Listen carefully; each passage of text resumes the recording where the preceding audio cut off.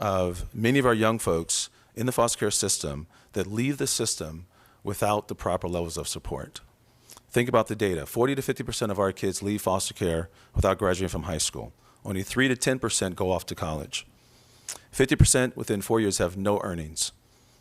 And when you think about our prison population, just as we just heard from the prior panel, 80% of federal and state prisoners have no high school diploma. So when we think about the future of who those shooters are and who is that community that's going to be impacting our prison systems, it's our young folks that leave the foster care system without hope.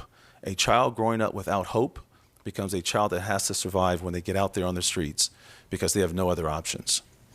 When the pandemic hit, it was yet another blow to a traumatized population. Being in foster care, the George Floyd and the social unrest, then the pandemic, and then the lack of access to trauma and culturally proficient mental health services. So as an organization, in April of 2020, we launched an initiative, a health initiative in partnership with Silicon Valley Black Leadership Kitchen Cabinet, the Silicon Valley Community Foundation, called COVID-19 Black. Our goal was to raise awareness of COVID-19 and reduce the spread of the deadly virus within the African ancestry community.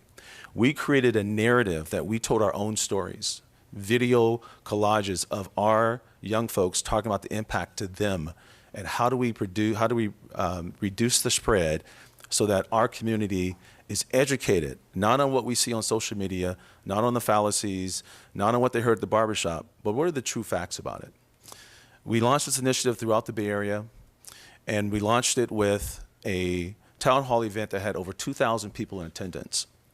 Again, our goal was let our young folks tell the stories about the truths and the facts about COVID-19. We also talked about the backpacks of trauma, because when we think about our kids and our young folks, and particularly African Americans who are overrepresented and disproportionately impacted in every level of our system, the backpacks of trauma from education to health to legal to housing, those are all things that impact and weigh heavy on our communities. So when COVID hit, it was like a 12-round boxing match, and here comes Mike Tyson in 13th round, and it was a knockout blow. So for us, this was about educating our community so that we understand the impacts of health and what can we do to strengthen and make better decisions for ourselves so that our community can protect ourselves and protect our loved ones. So for our young men of color, African American, and emerging young adults, without education, they're left to lean on information that comes through social media that oftentimes we know is not correct or is misleading because of the centuries of inequalities that have impacted how we believe and trust in our systems that have failed us for centuries.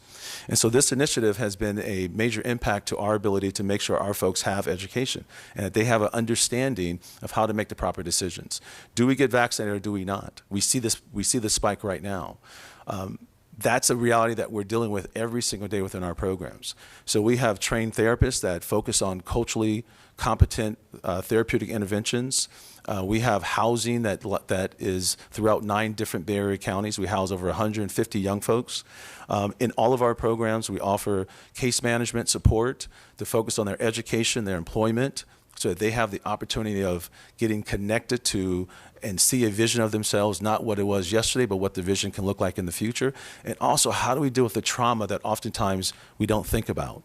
Those things that we just show up and do things and don't realize that's because of historical trauma. And how does it show up today?